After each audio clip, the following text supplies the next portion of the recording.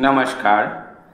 श्रीमद् भागवत गीता चतुर्थ अध्याय ज्ञान योग श्लोक 18। कर्मण्य कर्मज पश्यद कर्मणि च कर्मज सबुद्धिमन्नुष्यसु सहयुक्त कृतस्न कर्मकृत। অনুবাদ, যিনি কর্মে অকর্ম দর্শন করেন এবং অকর্মে কর্ম দর্শন করেন তিনি সমস্ত মানুষের মধ্যে বুদ্ধিমান। সব রকম কর্মে লিপ্ত থাকা সত্ত্বেও তিনি চিন্ময় স্তরে অধিষ্ঠিত। তাৎপর্য: কৃষ্ণ ভাবনায় অধিষ্ঠিত হয়ে যে মানুষ ভগবানের সেবায় ব্রতী হয়েছেন তিনি স্বাভাবিকভাবেই সব রকমের কর্মবন্ধন থেকে মুক্ত। তার সমস্ত কর্মই ভগবান শ্রীকৃষ্ণের সেবার জন্য সম্পাদিত হয়ে থাকে। তাই তার কৃত কর্মের ফলস্বরূপ তাকে আর সুখ অথবা দুঃখ ভোগ করতে হয় না।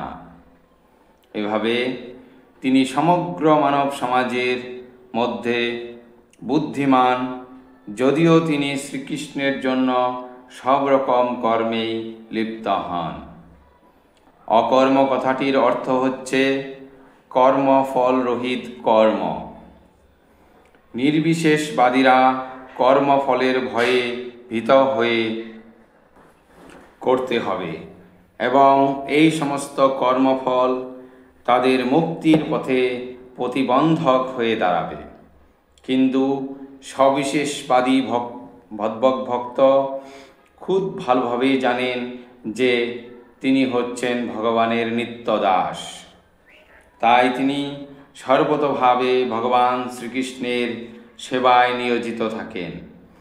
যেহেতু ভগবানের সেবা করার জন্যই তিনি সমস্ত কাজকর্ম করেন, তাই তিনি কেবল চিন্ময় আনন্দ উপভোগ করেন। তাই বলা হয় কৃষ্ণ ভক্ত নিষ্কাম, কারণ তার ব্যক্তিগত কোনো কামনা নেই। তিনি তার নিজের ইন্দ্রিয় তৃপ্তি সাধন করবার জন্য কোনো কিছুই আশা করেন না। ভগবান শ্রীকৃষ্ণের নিত্য দাসত্ব করার পরম আনন্দ লাভের ফলে তিনি জড় ইন্দ্রিয় সুখ ভোগের সমস্ত বাসনায় নিরর্থকতা উপলব্ধি করে সম্পূর্ণভাবে কর্মফলের বন্ধন থেকে মুক্ত হন। ধন্যবাদ। 18 নম্বর শ্লোক সমাপ্ত।